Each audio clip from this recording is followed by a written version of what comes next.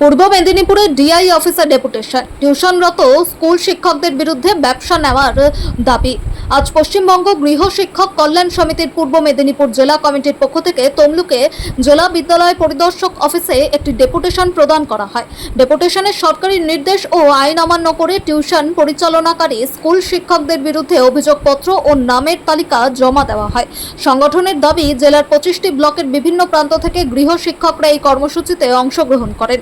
উপস্থিত ছিলেন কেন্দ্রীয় কমিটির কোঅর্ডিনেটর অশোক কুমার ভুঞ্চা, জেলা সভাপতি চন্দন কুমার পাল, জেলা যুগ্ম সম্পাদক দীপু খান ও আকাশ আলী, কেন্দ্রীয় কমিটির সদস্য সাবিনা ইয়াসমিন সহ বিভিন্ন ব্লকের সভাপতি, সম্পাদক ও সাধারণ সদস্যরা।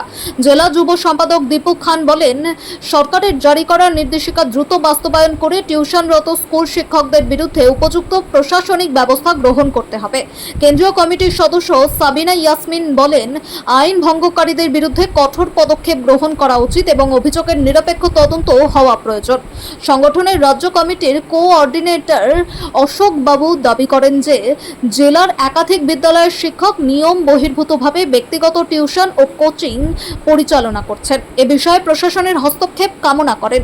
ডেপুটেশনের সময় জেলা বিদ্যালয় পরিদর্শক সংগঠনের প্রতিনিধিদের আশ্বাস দেন যে বিষয়টি গুরুত্ব সহকারে বিবেচনা করা হবে এবং প্রয়োজনীয় পদক্ষেপ গ্রহণের জন্য সংশ্লিষ্ট প্রধান শিক্ষকদের কাছে নির্দেশ পাঠানো হবে।